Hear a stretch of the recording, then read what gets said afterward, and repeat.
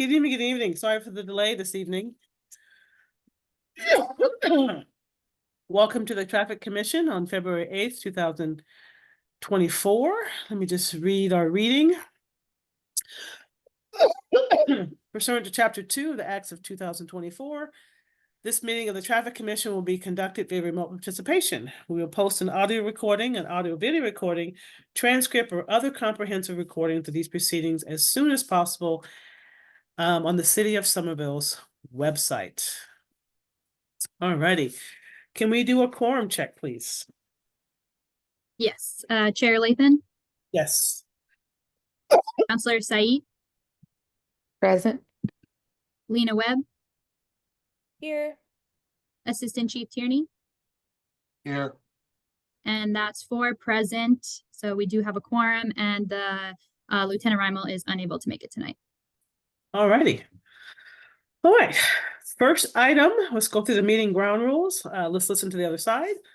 Focus on issues, not personalities. Avoid questioning motives. Let's be polite. Item number 1, acceptance of the minutes from the January 11th, 2024 Traffic Commission meeting. May I get a motion to accept or deny this item? I will make the motion to accept. Wonderful. Second. Can we get a roll call vote to accept the minutes from the January 11th, 2024 Traffic Commission meeting meeting? Yes. Chair Lathan, Yes. Councillor Said, Yes. Lena Webb, Yes. Assistant Chief Tierney, Yes. and that's 4 yes, and the motion carries. All right, rock and roll. Item number 2, request for an accessible parking space for 26 Marion Street to be located opposite 26 Marion Street. I'd also like to combine, unless there's any objections. Item number 3, request for an accessible parking space at 41 Monroe Street. Any objections to combine these items, my incredible team? All right, hearing none. Who is here to present items 2 and 3, please? Through the chair, Adrian Pomeroy, ADA coordinator with the City of Somerville. I have reviewed both of these applications for accessible parking spaces at 26 Merriam and 41 Montross Street, respectively. The note on 26 Merriam is that there is only street parking on the odd side of the street, so that is why it has to be on the opposite. The person requesting this was fine with that, and I recommend both for approval. Any discussion? Hearing none, can I get a motion to accept or deny items 2 and 3 for accessible parking spaces? I'll make a motion to accept. All right, A second. wonderful. Can I get a roll call vote to accept item number 2, request for accessible parking space for 26 Marion Street to be located opposite 26 Marion Street, and item number 3, request for an accessible parking space at 41 Montrose Street? Yes. Chair Lathan, Yes. Councillor Said, Yes. Lena Webb, Yes. Assistant Chief Tierney, Yes. and that's 4 yes, and the motion carries. Okay, wonderful. Thank you, Adrian. Thank you. Moving on to item number 4, request to change the hours of the loading zone at 23 to 27 Holland Street from 8 a.m. to 2 p.m. to 8 a.m. to 12 p.m. The spaces would revert to metered parking from 12 p.m. to 8 p.m. and resident parking from 12 a.m. to 8 a.m. Who is here from the administration to discuss this item? Is this you, Brad? Good evening, Chair. Good evening, Commission. Thank you. My name is Brad Ross, and I serve as Director of Mobility for the city in OSPCD. I know that Councilor Pineda Neufeld submitted this item. Our staff are prepared to offer some background and some information to the Commission to inform your deliberations. So I'm happy to provide, 30 seconds of intro, Chair. And then if it's okay, I'd like to ask Project Manager Adam Polinsky, Senior Planner for Mobility Division, to go through some of the due diligence that our office has done out of respect for the folks who have been continuing to work with us to find the right balance of curb uses in this great business district. We have heard from fire department in the past. This commission has worked through a few iterations of loading zone, metered spaces, accessible spaces in this business district. So our staff have done some additional due diligence since the ward councilor submitted this item for the meeting tonight. So if it's okay, Chair, I'd love to pass it over to Adam Polinsky, who's got a little small presentation that's part of the record for this meeting. Wonderful. Good evening, everyone. My name is Adam Polinsky, and I will be going through a short slide deck with you all. Just give me 1 second to share my screen.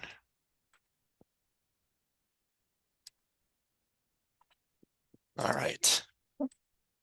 So as Brad described, we were in trying to understand what recommendation to make for this area. We want to do a little bit more due diligence and understand what is happening out on Holland Street near Teal Square specifically.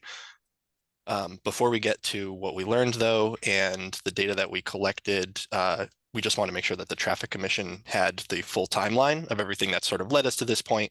I know that everyone's aware we've had several iterations, as Brad had mentioned, of different regulation changes on Holland Street recently. So this actually starts all the way back in September of 2022, shortly after the mayor made the decision in light of the death of Stephen Conley on Broadway to switch the Holland Street project to a fully protected bike lane, to fully protected bike lanes in both directions with one side of parking. We immediately reached out to business owners in this area, knowing that this was going to be a tricky spot in the design. So on September 15th of 2022, we had a meeting with some business owners, not all, but I believe that at least the owners of PJ Ryan's, Angelina's, and Rudy's were all present to discuss some of the logistics. Based on their feedback, we made several changes from our original proposal that included keeping parking on the odd side of Holland down to Teal, where it had originally been switching back and forth, adding more meters on this stretch as well, where we had not originally proposed all meters, and then creating an 8 a.m. to 2 p.m. loading zone between 231 and 235 Holland Street, as shown in this diagram. On October 13th, 2022, at the third public discussion with you all, the Traffic Commission, regarding the Holland Street Protected Bike Lane proposal. The regulations referenced above were reviewed and ultimately approved by the Traffic Commission. This is a slide from that presentation showing what regulations were approved. The following week, the new parking signs for these regulation changes that were approved were installed. We then go into 2023, a couple months later, after hearing from residents and business owners that the 2 loading zones that we had installed on Moore Street would be more valuable as residential permit parking. The Mobility Division proposed a modification to these regulations at the February 2023 Traffic Commission meeting. Due to concerns from the fire department about illegal commercial loading continuing to take place on this stretch of Holland, you all ultimately did not end up approving that proposal, and it was requested that any changes to loading zone regulations, whether on Moore Street, Holland, or anywhere near this project, waited until the project was finished, namely the flex post that needed to be installed. So that took, we were kind of in a holding pattern for a while. In October 2023, the final flex posts were installed. And then upon following up with the fire department, there were still concerns about illegal commercial loading taking place. However, the compromise we came to was that removing one of the loading zones on Moore Street would be acceptable if additional loading is provided on Holland Street. So we did check in with a local resident on Moore, with Steve at Angelina's, with Deputy Chief Tierney, and everyone was comfortable with this proposal to remove one of the loading zones on Moore Street, and then to create a second 8 a.m. to 2 p.m. loading zone in front of 223 to 225 Holland Street, which is just a little bit south of where these signs are shown here. Then on November 9th, the regulations that I just talked through were reviewed and approved by you all. And then on December 13th, the parking department went out and installed the signs in front of 223 to 225 Holland. While they were doing that, they also updated the style of sign that was in the existing 8 a.m. to 2 p.m. loading zone. You can see on the left, the one that was in place for all of 2023. And this is the one that was added when they went out and added the second loading zone. We immediately heard from a couple of the business owners, and we believe that there was some confusion about what was going on with the regulations. So in light of not having some conflicting reports of what the regulations here should be, we decided to ultimately commission a video study that I'm going to walk you through what we found.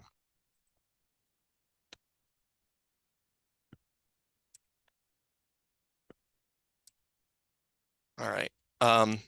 I will say to start that this is something new for us. We're trying to get a little bit better every year and with every project that we do, and commissioning a video study to really understand and be able to review everything that's happening on the street for an extended period of time is just not something we've had the capacity to do in the past. But we really wanted to figure out if there was a methodology that we could develop to put some numbers to what we were seeing on the street and help us work our way into a recommendation. This is something that we feel like has a lot of promise in terms of adding it to our SOP and being more transparent about our projects and how we make our decisions. And ultimately, it's something we'd like to do both before and after upcoming projects, given that we can find a methodology that works. So I'm really going to focus here on the 12 to 2 period, which is what is currently in question for this block.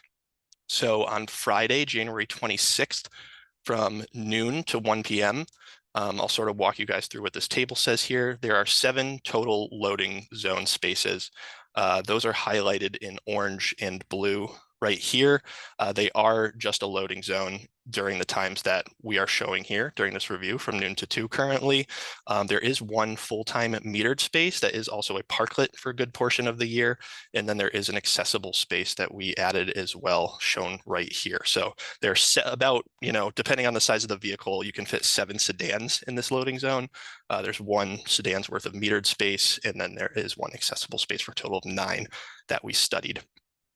So 60% is the average percent of time that each space was full. That could mean that one was full 100% of time in that hour, one was not full any, and then one was full 60% of the time, and that would get you to an average of 60%. So at any point, roughly 3 of the spaces were open and 4 were occupied in this hour. That ticked up slightly to from 1 to 2 p.m. To 65%. We also counted the number of different vehicles that use these spaces within each of those hours. So there were a total of 15 different vehicles that we counted in these 2 loading zones from 12 to 1. And then from 1 to 2, we counted 13 different vehicles. So there was a little bit less turnover in that second hour. But there was, roughly an average of 2 cars using each space over the course of those couple hours. In the metered space, that one was full about 50% of the time. And in some cases, larger vehicles were actually using the no parking hatched area here as well. And then that went down to just 27% of the time from 1 to 2. And there were a couple vehicles within each hour that used that space. In the accessible space, that was only used 12% of the time and 15% of the time by 2 vehicles from noon to 1, and then 1 vehicle from 1 to 2. And that we could not confirm whether or not that was because someone saw that the space was open and was simply using it and did not have a placard, or whether they did. So we're not sure if those were being used by those who have accessibility plaques or not. But that is the amount of time that they were full. So when you take all of that together, all of the 9 spaces, you find that the average was about 54 or 55% of the time that each of these spaces was full, and that we had 19 different vehicles and 16 different vehicles total using those spaces within this block in that hour. On Saturday, I won't walk you all through exactly the same process that I just went through, but you can see that the numbers are a little bit lower on Saturday. So they're not being used as still being used, but not as frequently from noon to 2. But we are still seeing a lot of turnover, especially in the loading zone. So we're still seeing a lot of different vehicles. Actually ticks up from 1 to 2 on Saturday, based on what we saw in the video.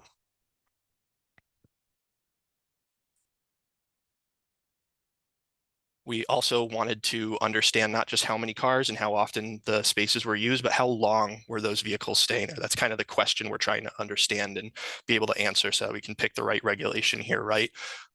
So this is a histogram that buckets the amount we, measured the time that each car arrived and each car left We extended that a little bit on Friday to 11 to 3 because some cars were there a little bit outside of that time zone and we wanted to capture those. So we picked 11 to 3. In the loading zone, which is highlighted in orange, that's where the most activity was happening because that's 7 of the 9 spaces. You can see that the majority of folks, 10, were there for only 5 minutes or less. 4 were there for 5 to 10, 2 were there from 10 to 15, 3 were there from 15 to 20, and then we have 2 or less extending from 20 minutes up to there were 2 vehicles that were there for over 2 hours. For the metered space, that was often an area that was a little bit easier for folks to kind of pull into and use that no hatch parking. So a lot of bigger vehicles, like I mentioned, were using that. They tended to be there for a little bit shorter time. And then in the accessible space, there was 1 in 5 minutes or less, 2, 10 to 15, and then 1 between 15 and 20. So on the whole, the median parking duration that we found, the middle number of each of these different types was 13 minutes. A car was parked on average in the loading zone, 7 minutes in a metered space, 12 minutes in accessible, for an overall average of 11 minutes. And I just also want to make a note that amongst other businesses, what we were seeing was very common in the video was that a lot of this involved short stops into specifically the businesses Angelina's, Foodies, and Istanbulu. We also wanted to highlight that we look specifically at box truck parking duration. So we have a few screenshots here of the video that we use to ultimately show this data. So you can see here, there is a Pepsi truck that was using this meter, this front meter here, and took up most of that no parking zone. There was a larger truck using the rear, newer loading zone. And then there was a second, more box style truck that appears to be parking in a legal space. Probably the first meter and the first loading zone shown here. There were also 2 others, but this is just an example of what we saw. And those were there for anywhere between 5 and up to 30 minutes. So there were 5 total instances on Friday that we saw of this behavior. And not surprisingly, a lot of what they were doing was loading into the businesses in the square and unloading goods. So that brings us to a summary of our observations and a conclusion and recommendation for the Traffic Commission. So the results of our video study indicate that there are businesses in this area that are benefiting from having these high turnover loading zones in place between noon and 2 p.m. So not only the spaces being utilized, but the majority of people parking in these spaces were there for less than 20 minutes. If the spaces were all metered between noon and 2 and people could park there for up to 2 hours, which is our regulation for metered parking, there's a lot of short-term parking that we saw that would not be able to happen or would end up taking place in illegal locations.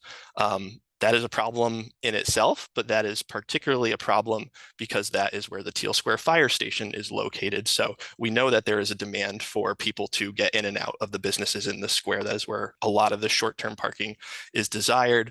But what we're finding is that because these loading zones are close to the businesses, that's where they should be. We shouldn't be making people going into and out of short stops, parking all the way down near Cameron Ave.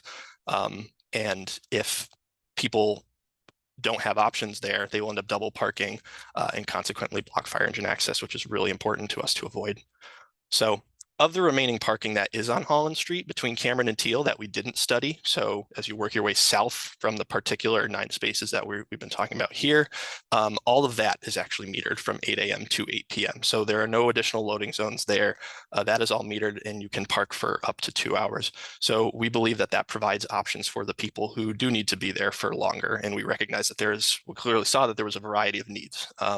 So even if it's not as close to their destination, we believe it's reasonable to expect that the drivers who's going to be parked there for longer will park a little bit further away. So based on all of that, at this time, mobility staff do not recommend to the Traffic Commission that we make any changes to the regulations in this area.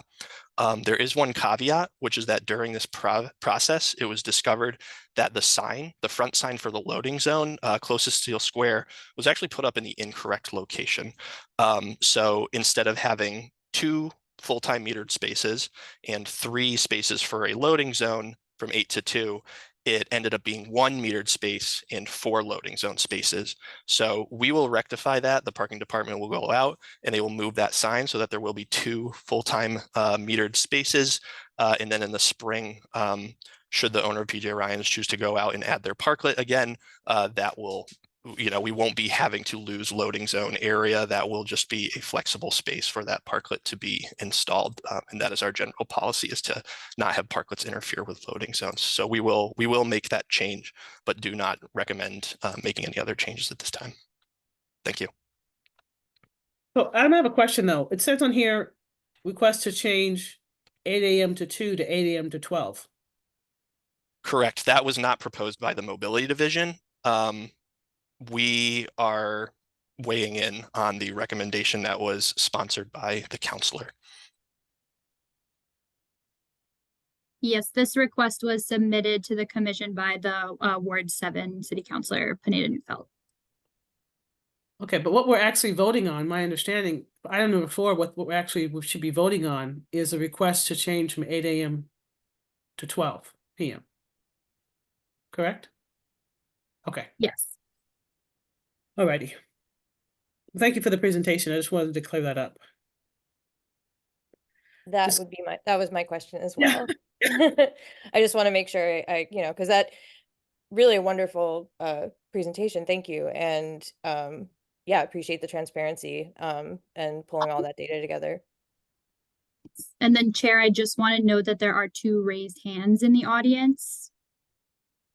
Okay, so just so I'm clarifying, the only item we're actually voting on tonight is this item number 4, to change the hours of the loading zone from 223 to 227 Holland Street from 8 AM to 2 PM to 8 AM to 12 PM. So that's what we're gonna actually vote on tonight. So I realize there's 2 folks in the audience. This is not a public hearing, but I'll give each person 2 minutes. I need someone to time it if they want to make comment, but we are only voting on item number 4 for this situation. All right? Okie And dokie. I can just bring up a timer just so it's visible on the screen. So I just And- need remind those who are going to be requesting to speak. I need this to be professional and cordial. And we'll go from there. Who is And I'm up? gonna allow, so I'm gonna do it just in the order of the hands that were raised. So Connor Brennan, I'm going to get that all set. So you should be able to unmute now. Hello, can you hear me? We can hear you. Thank you, commissioners, for accepting us to be heard. I appreciate the offer, the timing to be able to speak for 2 minutes. I don't appreciate that the traffic and the mobility department had over 25 minutes to set out their stall. Without going into losing my time, the issue here starts in September 15th, 2022. Mr. Polensky, Mr. Rawson, and other mobility department members were told that everything that we're seeing now was going to happen. And we were told blankly that we could say what we want, but the plan was not going to change. Period. This is a beautiful presentation, but it's a fairy tale to the actual what's happening on the ground. Going right to the point, and I appreciate the fire department and the police department, big supporter of them, is enforcement. That's what the issue here is, enforcement. And the problem is the road is not wide enough for the engineering that's being put. Mr. Rawson knows that. He's been informed of it multiple times, but he refuses to accept that the physical limitations of the street. We do not have a control of when deliveries happen. But for me to have a viable business, for our businesses, for our neighbors to have a viable business, I have to be able to serve lunch. Currently, all spots that are directly visible in my business, if you're passenger parking, you can park for 5 minutes. Yes, there is parking further on down Cameron, but people just are not that inclined. There's so much signage here that you're not encouraged to park, not encouraged to trade. We are all micro businesses here. A health salon, a Turkish restaurant, a fried food restaurant, an Irish restaurant, and a Greek restaurant, all immigrants, all immigrant-owned businesses. I have let go 2 people already since this process has happened, and I appreciate I've gone over time. But the real data that is not mentioned in the mobility department's presentation here is we have lost 3 businesses on Holland Street since this process has been enacted. Boston Shaker, True Bistro, and Renee's. When will this commission and the mobility department accept that this process here is not working when we've all closed? The data that I see physically today is that 3 businesses are closed. When I let go more people, well, should I send them up to Mr. Rawson in the mobility department for a job? Thank you for your time. I appreciate you listening. I understand this is not, thank you.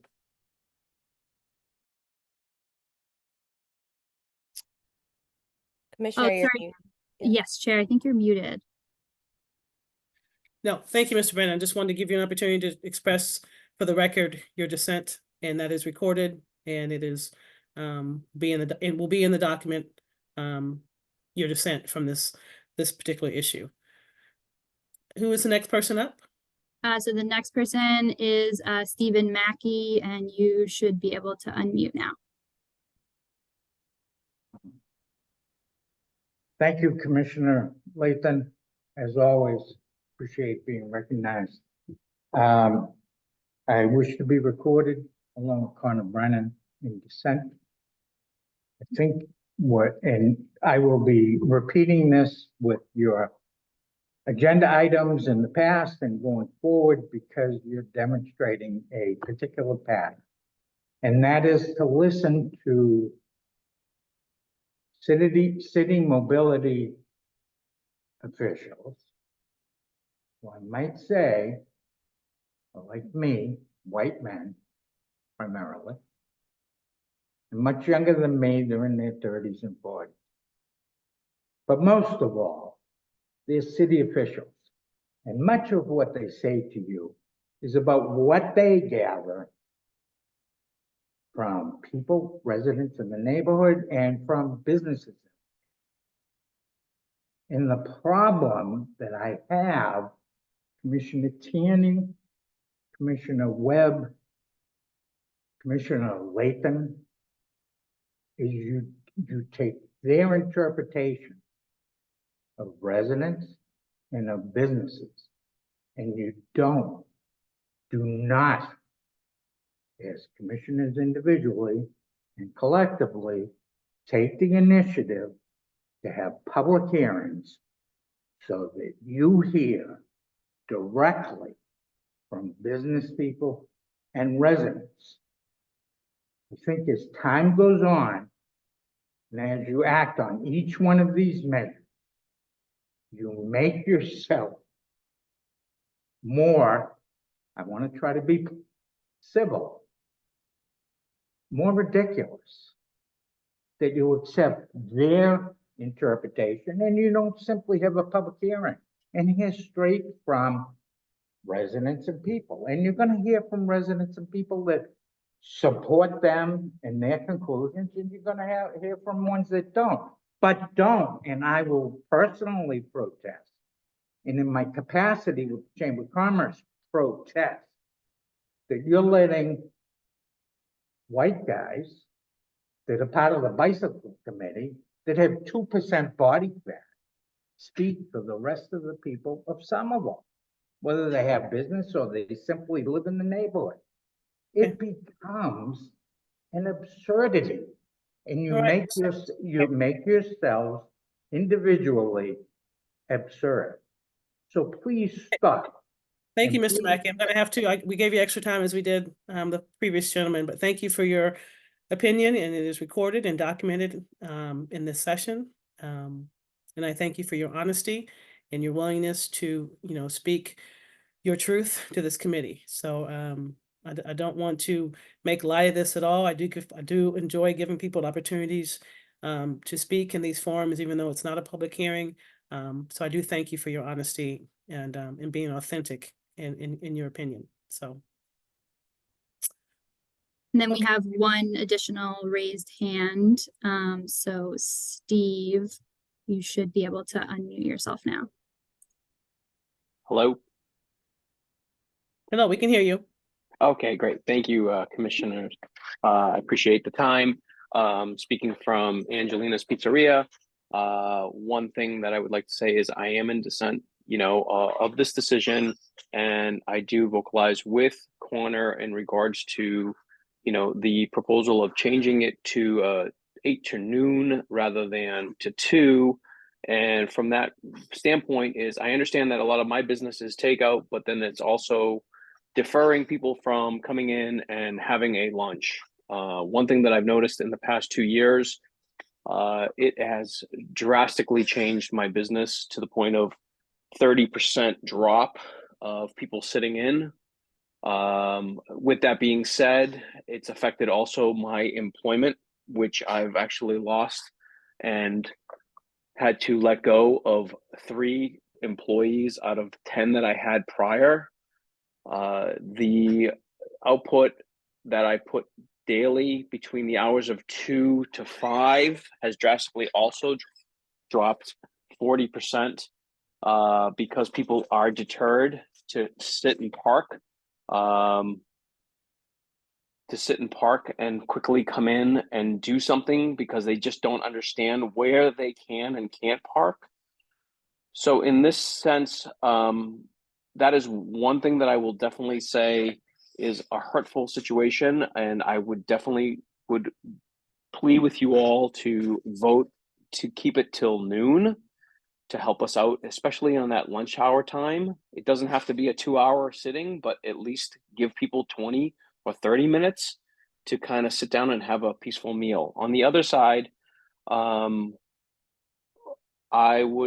cannot control where my box trucks or the Pepsi trucks or the trash trucks come in and come not. We try to educate them as best as possible, but unfortunately they're doing their business on their time too.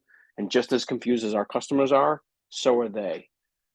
So in my opinion, again, I would just like to plead with you all to think about, commerce and helping out the small time business. We're not big chains. We are not, a multi-billion-dollar group.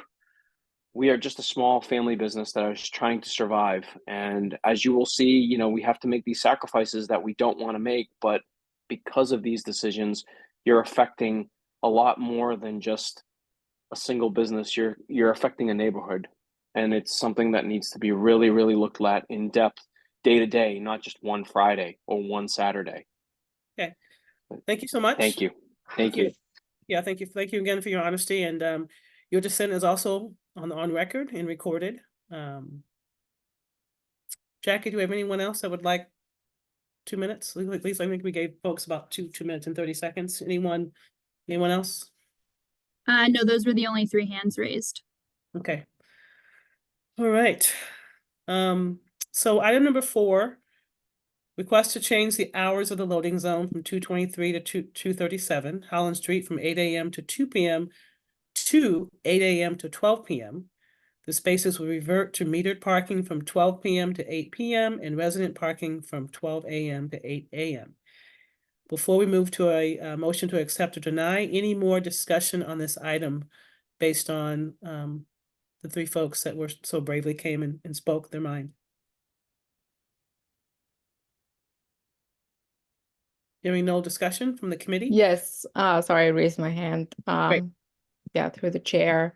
I have a question about the presentation, or more like a remark. The data is based on only 2 days. I think it would be very helpful if we have data that's at least a week long. We have like 1 weekday, one like on a Saturday. So I guess, I will ask why we chose just 2 days and why Friday and Saturday. Yeah, that's my question. That's a great question. Thank you, Counselor. Through the chair, I can respond to that. So like I mentioned at the beginning, this is a new process for us. And so pulling this together did require watching the video for these for all of these hours. And so, you know, you can watch it double speed, but you're still making records of what's happening each time. And so it does take about, you know, an hour or more for each hour of video that we saw. So after seeing this item on the agenda, we had a couple weeks to commission the study and to receive the data or receive the video and to pull this together.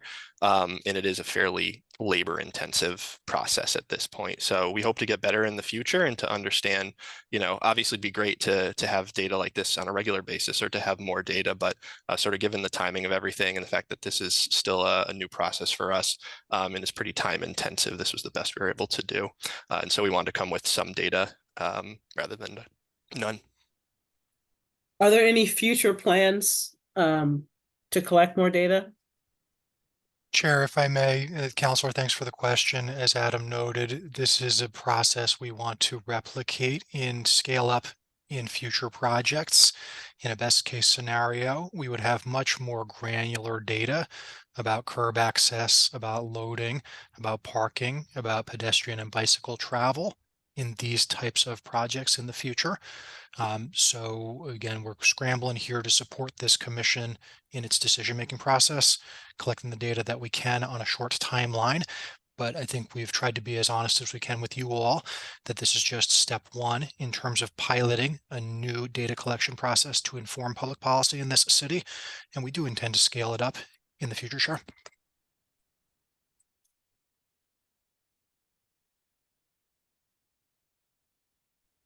Okay, I look forward to future conversations and updates on this project and this data collection. I think it's going to be important to our residents and to our city to understand the decision-making behind why we do what we do. So I look forward to that, Director Rawson, hearing updates to this committee about what the plan is to collect more data.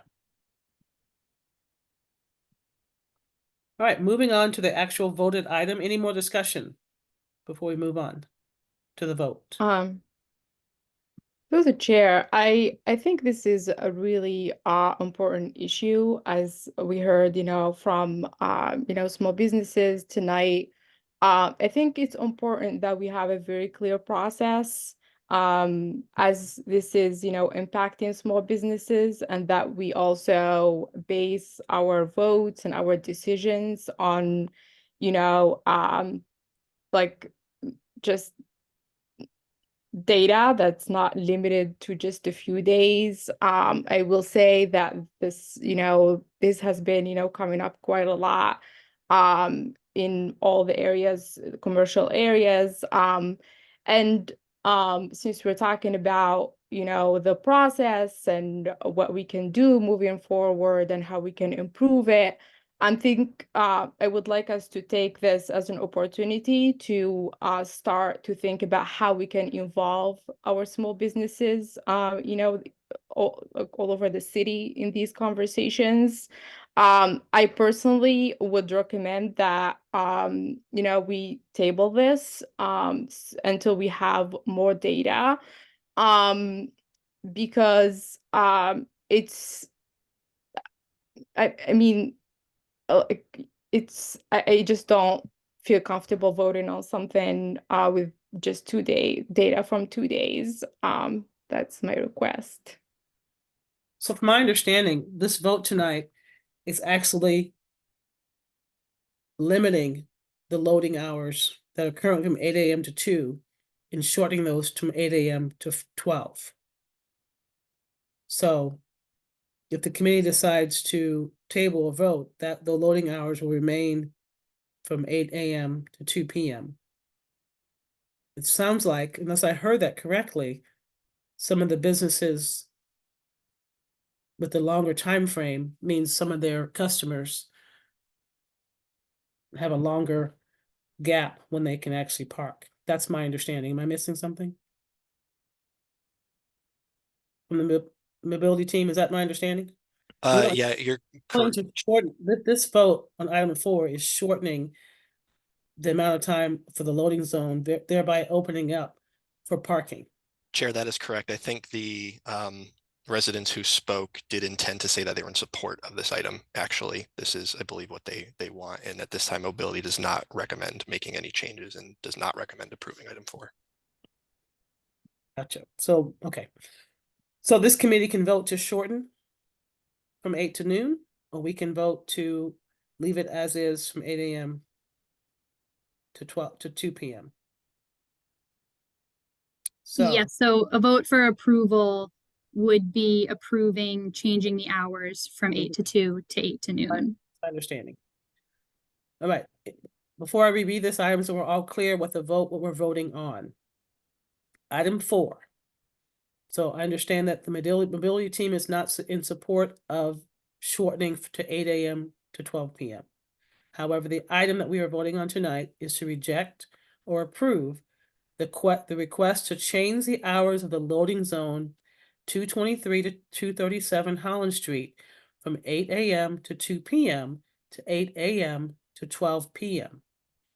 The spaces will revert to metered parking from 12 PM to 8 PM and resident permit parking from 12 AM to 8 AM. So now, if there's a motion to table for more data, what's the process for that, Jackie? A commissioner would need to make a motion to table, and then we would vote on to approve or deny the motion to table to a future meeting. So Councilor Sayed, I understand that you would like to make a motion, from my understanding, to table item number 4 until further data can be collected. Yeah. That is the motion I would like to make. I just think that if we move with the vote with limited data, just to me, I'm not making like an informed, like decision on this. But at the same time, I'm also, as you know, this is my second meeting. Does that mean that we have a commitment from Mobility that we will be receiving more data on this before, we discuss this one of our future meetings? Is that what this process means, that we'll be getting more data? Before you speak, Brad, I think I understand that if that's possible, because of the Artemis task to get more data, the time frame on this may be extended for a significant time. Is that correct, Brad? Chair, through you to the counselor, again, thanks for the discussion, everybody. Our professional recommendation, we've made it. At this time, we do not have the resources or the staff time to do additional data collection in this neighborhood. As a result, my recommendation to you all would be to accept this motion or to deny it rather than to table it, because we as staff cannot allocate additional staff time or resources to this project based on all of our other citywide responsibilities at this time. Councilor Sayed, does that answer your question? Yeah, through the chair. Thank you. This answer is very helpful because I think with what I just heard, it means that tabling is not the way to go, but voting on item 4. So I will not be making a motion to table this item. Okay. So regarding item number 4, we need a motion to either accept or deny item number 4, changing 8 AM to 2 PM to 8 AM to 12 PM. I will make a motion to accept item number 4. I will second the motion. Can I get a roll call vote, please? To accept item number 4. Yes, Chair Lathan, Yes. Counselor Said, Yes. Lena Webb, Yes. Assistant Chief Tierney, No. Can I, and sorry, can I clarify really quick? I'm sorry, you said this like 4 times. A vote, I'm sorry. We be Can you voting, just do it again because I think I did it wrong. so this is this request to change the hours. Currently, the hours are 8 AM to 2 PM. This is to request to change the loading hours to 8 AM to 12 PM. So we're moving 2 hours. Okay. Let me read this again, so make sure everyone's No, I understanding. do. I got it. I'm sorry. I was looking at, Would you like to revote or change your vote? yes, please. I do want to change my vote. Okay. I deny this. I do not want it to go back 2 hours. I think, Chair, if you don't mind, I think I'm just gonna call the roll again, just so we kind of You have do it in it. order. Thank Yeah. you. It's wonderful. Yes, and if you could just repeat Yes. the motion. Item number 4, request to change the hours of the loading zone at 223 to 237 Holland Street from 8 AM to 2 PM to 8 AM to 12 PM. The spaces will revert to metered parking from 12 PM to 8 PM and resident permit parking from 12 AM to 8 to 12 AM. So we have a motion to accept. That was the motion to accept. Council Said, so that's what we're voting on currently. All right. Roll call vote to accept item number 4. Yes, Chair Lathan, Yes. Counselor Said, Yes. Lena Webb, No. Assistant Chief Tierney, No. and that is a 2 yes, 2 no vote. If the vote ties, then the motion does not carry. All right. Moving on to item number 5. Request to make the following changes to curbside parking regulations in the Brick Bottom neighborhood. This is a lengthy one. We have A, B, C, D, E, F, and G. Who is here to discuss these items one by one from the administration? Chair, Mobility Division will provide some background and a recommendation on item 5 for you as well. I can provide 30 seconds of summary of the work that we have been doing with local residents in the Brick Bottom neighborhood. And if it's okay, I'd like to introduce Justin Schreiber, Senior Planner with Mobility Division, who has been supporting this recommendation. Chair, we have been working with residents in the Brick Bottom Artists Building to try to make sure that there, again, is the right balance of curb access, accessible parking, loading parking in and around this neighborhood.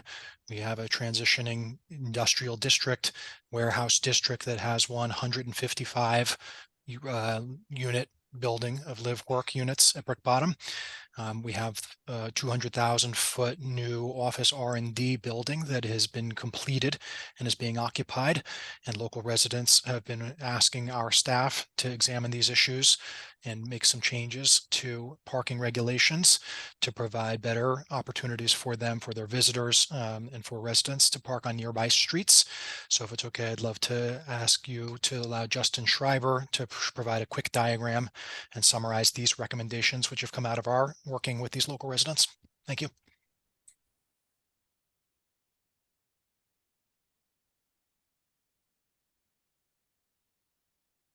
Right. Can folks hear me okay? Yes, can I make a request, Justin? As we're going through these, can you make sure that you're actually hitting on all the alphabetical items? Yes. So I'm going to talk for a second about the existing conditions, and then I have a diagram which will point to each sub-bullet on the list. Great. So as Brad mentioned, we met with a large group of residents back in early November, and subsequently followed up with a smaller working group to try and discuss some of their concerns about changes in the neighborhood and start identifying potential solutions. The context here is that we've got this 155 unit residential building. It's the only residential building in the Brick Bottom neighborhood, and there's a lot of change going on in terms of new development. There's also a lot of sort of historic industrial uses in the neighborhood. So the first slide is the existing conditions. And we're looking here at the Brick Bottom neighborhood bounded by McGrath Highway, Washington Street, and the MBTA commuter rail and Green Line tracks. So on the northern half of the neighborhood, shown mostly in yellow, that's existing 2-hour parking except by permit. So these are spaces where anyone can park for 2 hours, and folks who have any sort of permit parking, resident parking, visitor parking, business parking, etc., can park for an unlimited amount of time. That's from 8 a.m. to 2:30 a.m. Those spaces revert to permanent parking only overnight. In the center of the neighborhood, I've highlighted construction zone. This is part of the Poplar Street Pump Station project. It is also a part of the project to connect utilities across through Poplar Street through the MBTA rail line. Most of this parking is also 2 hour except by permit.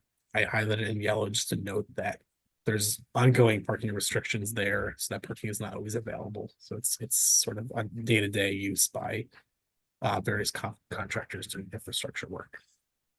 Justin, and Chair, I'm sorry to interrupt, but I think the counselor has to leave for another meeting, and I think we do need to go back to a point of clarification on the last item. Just because we did go back and forth. We just need to clarify because the item was originally proposed by Counselor Said and then proposed to approve and then seconded by Lena. But when we went through the second iteration, we confirmed that the counselor did propose to approve, but we didn't get on record if Lena was seconding the motion. And then because the vote was no, I think we just need to go back and clarify that. That's a great, thanks for doing this. This is important. So what would you like us to do, Jackie? So I think we need to go back to item number 4 and ask for a motion. Counselor Said can make the motion to approve again, but we will need to go through kind of from the start, a motion to approve or deny, and then get a second, and then take the vote. Alrighty, item number 4. Request to change the loading hours from 2:23 to 2:37 Holland Street from 8 a.m. to 2 p.m. to 8 a.m. to 12 p.m. The spaces would revert to metered parking from 12 p.m. to 8 p.m. and resident parking from 12 a.m. to 8 a.m. Can I get a motion to accept or deny item number 4? I make a motion to accept item number 4. Is there a second?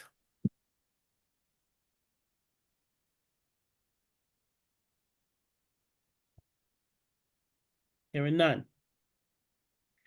So this means this item, number 4, is there a motion to deny item number 4? The request I'll is, make the motion to deny. can I get a second? Second. Can I get a roll call vote to deny item number 4, changing the hours of the loading zone from 8 a.m. to 2 p.m. to 8 a.m. to 12 p.m. to deny item number 4? Yes. Chair Lathan, No. Counselor Said, No. Lena Webb,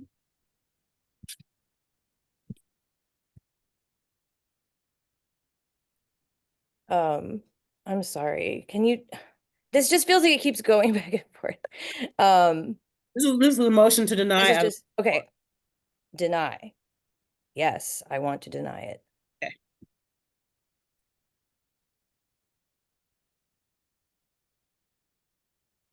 Assistant Chief Tierney. Yes. Yes, you want to deny? That's correct. Okay. So that is 2 for denying and 2 against denying. But again, if it's tied, the motion does not pass. So that means it acts from us from that standpoint, Jackie, from what I'm hearing you say, if it does not pass, then it's actually changing to 8 a.m. to 12 p.m.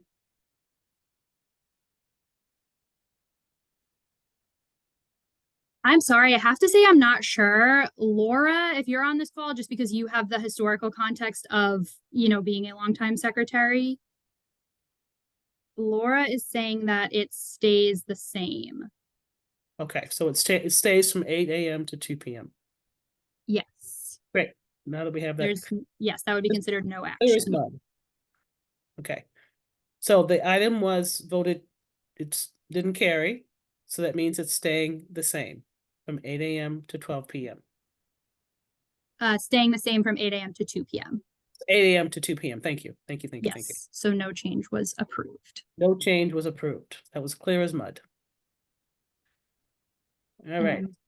And, through the chair, can I leave this meeting to head to the council meeting? So Jackie, I had put in a yes, we'll still have a quorum. Yes, we will still have a quorum with 3 members. Yes, and I do appreciate everybody revisiting this item. All right. Thank you for your patience, Councilor Said. Yeah, thanks, everyone.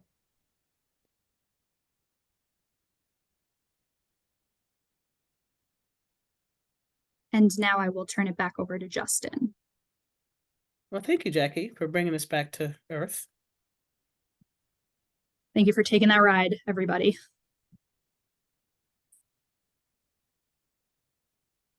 All right.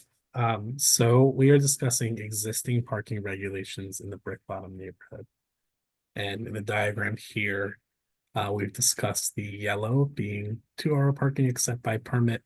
The orange area is also 2-hour parking except by permit, but is subject to rolling and ongoing restrictions due to the Poplar Street Pump Station project. And then in the southern part of the district, closest to the Brick Bottom building, is actually regulated as 4-hour parking except by permit. And then lastly, in purple, just highlighting private parking for Brick Bottom residents as well. And accessible parking is in the legend here, but there currently is no accessible parking in the area. All right. So this is a map of the proposed regulations, and I'll follow up in 1 second with one that highlights each agenda item. But just broad strokes, essentially the regulation would take the existing 4-hour parking of the southern half of the neighborhood and make it consistently 2-hour parking overall. It would also add a new accessible parking space along Chestnut Street, along the frontage of 100 Chestnut Street. It is the closest accessible parking space to the Brick Bottom Artist Building. And then the third component of this proposal would add some permit parking only spaces, so not 2-hour parking during the day or not 4-hour parking during the day as is currently on Linwood Street, close to the Brick Bottom Artist Building. And this next slide just breaks it down by agenda item, and I'll review that in just 1 sec. Just want to talk about some of the concerns with the existing 4-hour parking. We've got a new development here that has a 200 space underground garage. One of the concerns is that it is extremely easy for folks working in that building to simply utilize the 4-hour parking to park all day rather than parking in the garage. We work closely with developments to make sure that folks have lots of different transportation options and that they're paying market rate for parking on site. So it has a tendency to undermine that. In addition, there's a lot of folks still working in this area. There's contractors working on this building, fitting out different spaces inside the building. There's contractors working closer to the MBTA Green Line tracks. There's city contractors working on the Poplar Street Pump Station project. Having all of this be 4-hour parking, it really inhibits turnover in the neighborhood. So sort of a lack of turnover. And then also there's currently no accessible spaces. So just quickly reviewing them item by item. 5A takes the east side of Chestnut Street here, switches it from 4-hour to 2-hour parking. 5B would add that accessible space closest to the Brick Bottom Artist Building. 5C does the 4 to 2-hour switch on the other side of the street. 5D does the same thing on most of the block of Linwood Street. 5E does permit parking on the rest of that block. 5F is now on the other side of the street, on the yellow here, going from 4 to 2-hour parking except by permit. And then 5G replaces the 4-hour with permit only parking. And the black spaces here represent approximately 12 to 15 spaces, depending on how large the vehicles are that are parking in here. So it's a dozen, maybe a handful more of permit only parking, meaning you'd have to have some kind of resident parking permit or business parking permit. There's also contractor parking permits. The city has a wide range of permit parking those spaces would not be open to folks without some sort of permit.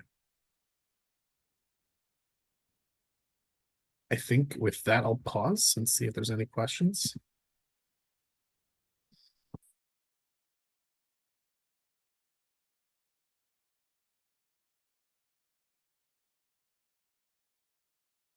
Guess I have one question. What's the reasoning behind the 2 to the 4? From the 4? The feedback from the residents? Yeah, so this proposal was made, you know, in partnership with that group of residents working in the Brick Bottom Artist Building. They are supportive of this proposal. And I believe the 4-hour parking was a holdover from a number of years ago and concerns about visitors to the neighborhood. You know, in our current permit parking regime, we have a lot of different options for trying to satisfy those kinds of trips. There are guest permits, there are visitor permits, there are artist permits, there are contractor permits. So their feeling, and we agreed, was that the 4-hour parking really it inhibits turnover and encourages folks who might be utilizing the 100 Chestnut Street, the newer lab building there, not to use the parking garage. That parking garage is a lot more expensive than, you know, free 4-hour parking in the street. We want to encourage folks to use that garage if they're occupying that building. And this really brings it in line with most of the rest of the city where it's not permit parking, and where it's not metered is generally 2-hour parking except by permit. There's a handful of other case by cases where there is some 4-hour parking except by permit. And then just a reminder that 2-hour or 4-hour in those spaces, if you have a permit, you're not subject to the time limit. And that overnight, all of this reverts to permit parking only.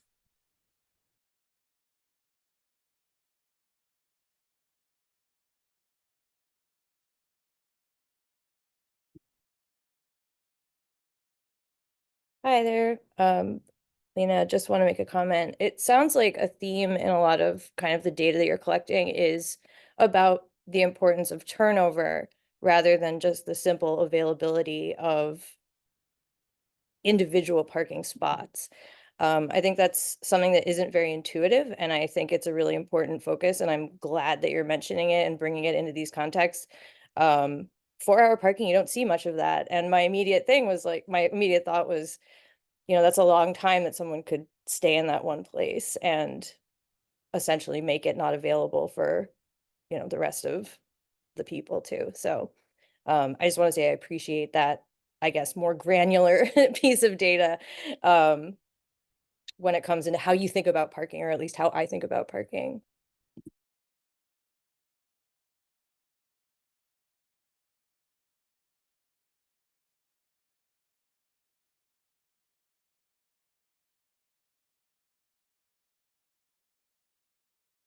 All right, any further discussion as we move through this? All right. Justin, anything else? Nope, thank you. Okay. All righty. Can I get a any further, so notice I didn't hear any further discussion from my incredible team, correct? Okay. Can I get a motion to accept or deny this item number 5, A, B, C, D, E, F, and G? I'll make a motion to accept. Can I get a second? Ms. Webb? I will second that. Can I get a roll call vote to accept item number 5, A, B, C, D, E, F, and G?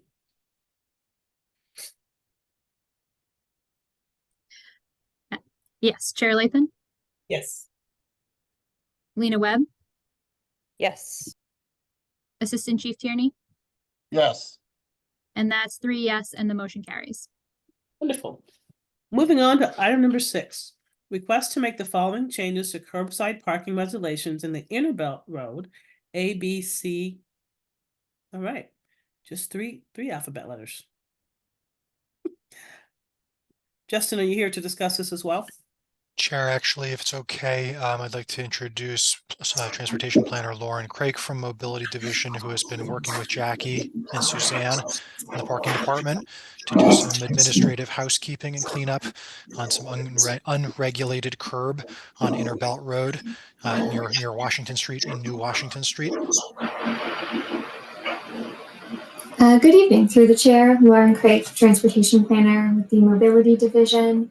In a second, I will share my screen to present on item 6, but my Zoom might not be cooperating. So Jackie or Justin, if you do have the slides and could share a screen, and I'll go through A, B, and C each item.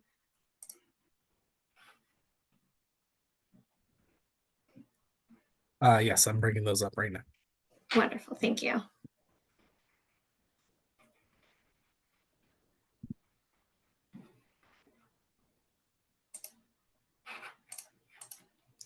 So item A, 6A, regarding the curb on the east side of Inner Belt Road from approximately 20 feet south of Roland Street to 360 feet south of Roland Street. This is a request to convert an unregulated space to 2-hour parking except by permit from 8 a.m. to 2:30 a.m. And then it would convert to permit parking from 2:30 a.m. to 8 a.m.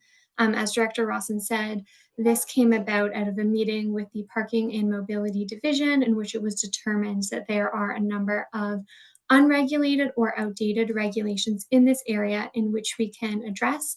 And at that same meeting, it was determined that for the unregulated areas, setting them to be in compliance with nearby streets was best regulation, which for this space is why we are requesting the 2-hour parking except by permit.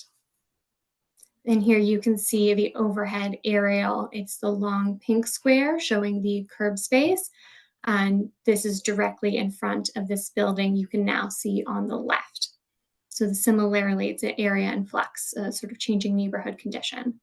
And we can move to item 6B. This is the curb on the west side of Inner Belt Road. So you can see this on the right-hand image on the blue square. So on the opposite side of the street, this would be roughly 100 feet of space that is currently a taxi cab stand that has fallen out of use, and converting this to no parking at any time. So on the left, you can see an image of this curb space with the sign for the taxi cab, which has not been in use. We are recommending switching it to no parking at any time.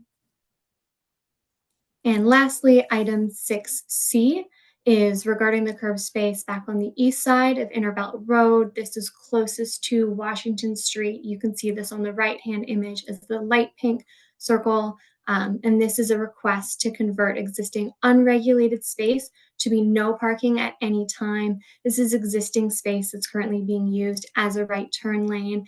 And you might be able to see on the left-hand image, there is a very faded existing no parking or at any time sign for the right turn lane. So we are just adjusting this to be in the traffic regulations and recorded. And I will pause now for any questions. Thank you. My team, questions, comments?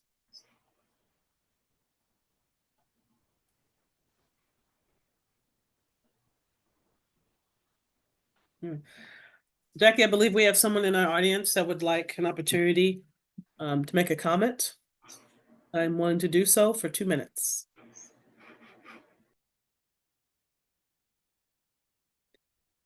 It has to be relating to this item number 6, however.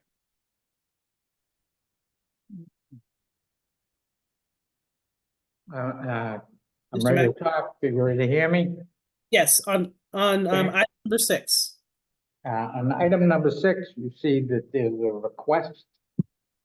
I've asked repeatedly, and just reminding the commissioners that I brought up issues about hearing directly from businesses and residents, that the commission should have public hearings where you hear directly from them and you don't rely on interpretations from the mobility division.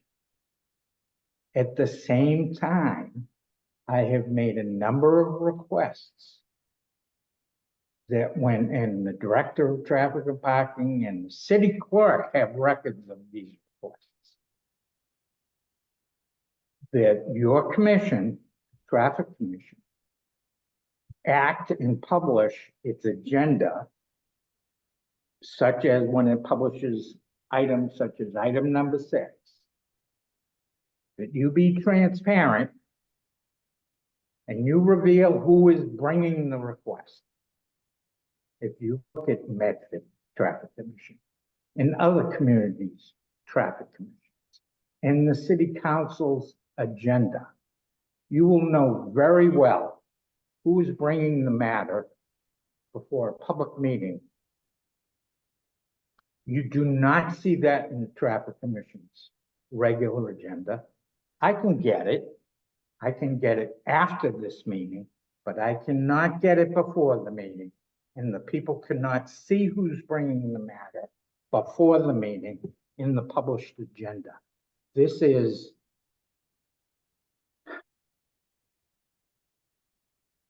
contrary, I believe, and I think if you think about it, it's contrary to our notions of an open public meeting, of the public meeting law, of the mayor's call for transparency and citizen involvement.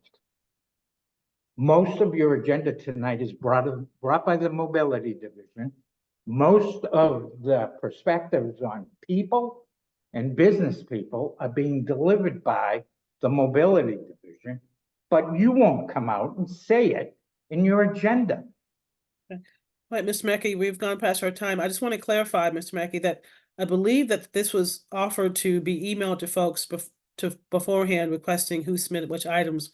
What I'm hearing you say, I don't need a response. What I'm hearing you say is that you would like this to be added regardless. So thank you for that, and that has been recorded. Discussions from the committee on item number 6. Can I get a roll call? Can I get a roll call? Can I get a motion to accept or deny item number 6, A, B, and C?